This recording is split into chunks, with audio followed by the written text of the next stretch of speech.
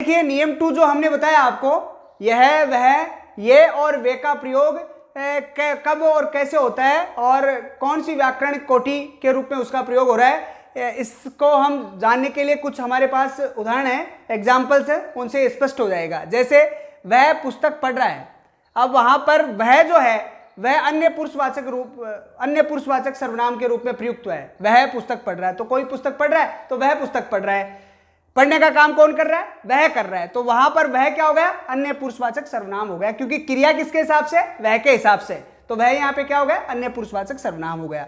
तो यहां पर वह का प्रयोग कौन से रूप में हुआ? अन्य पुरुषवाचक सर्वनाम के रूप में हुआ। नेक्स्ट देखिए दूसरा, वह पुस्तक बहुत अच्छी है। अब यहां पर पुस्तक क्या है? संज्ञा, और संज्ञा से पहले क्या आया? संज्ञा से पहले वह आ गया, तो ये वह मैंने बताया था नियम 2 में कि अगर वह और यह ये का प्रयोग किसी पदार्थ या वस्तु से पूर्व होता है, वो सांकेतिक वस्तु व पदार्थ उसके जस्ट बाद में होते हैं, तो वह सार्वनामिक विशेषण होता है। तो यहां पर देखिए वह पुस्तक अच्छी है, तो यहां पर पुस्तक के लिए बता रहा है वह अच्छी है, लेकिन पुस्तक की तरफ संकेत करके बताया जा रहा है, उसकी विशेषता बता रही थी कि साहब बहुत सी पुस्तकें हैं, तो उनमें बताया कि वह पुस्तक अच्छी है, तो वहां पर एक इंडिविजुअल पुस्तक की तरफ जो है संकेत करके बताया जा रहा है, तो वहां पर वह क्या हो गया?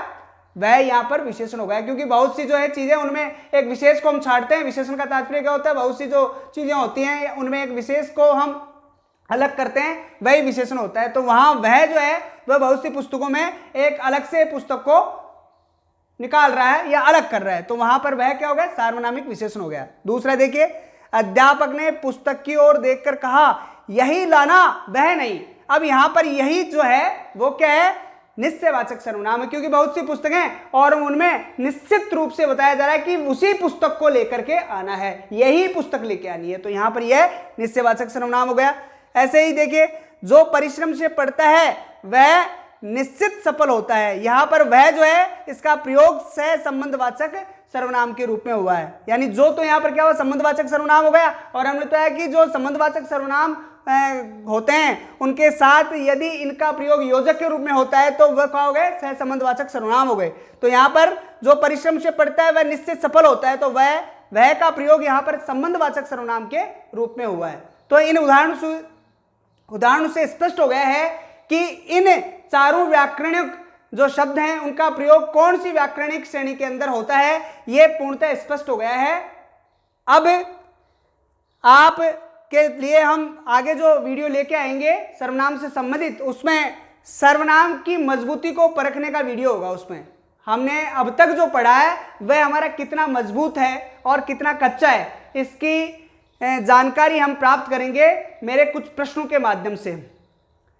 आपको आशा करता हूं आपको ये वीडियो बहुत पसंद आया होगा, और आप भी अगर आपको ये वीडियो पसंद आता है तो आप इसे लाइक और सब्सक्राइब कीजिए। हमारा उत्साह वर्धन करते रहिए, हमें आपकी तरफ से भी पुनर्बल मिलता रहे, ताकि हम और जोश और उत्साह से आपके लिए नए नए वीडियो लेकर आएँ, और ग्रामर से संबंधित, हिंदी व्याकरण से संबंधित जितने भी टॉपिक्स हैं वो सब आपके क्लियर कराने का प्रयास करें, और यथासंभव आपको बहुत अच्छा से अच्छा जो है इनके बारे में जानकारी देने का प्रयास करें। तब तक के लिए आपके अपने इस अशोक हंडल को नमस्कार।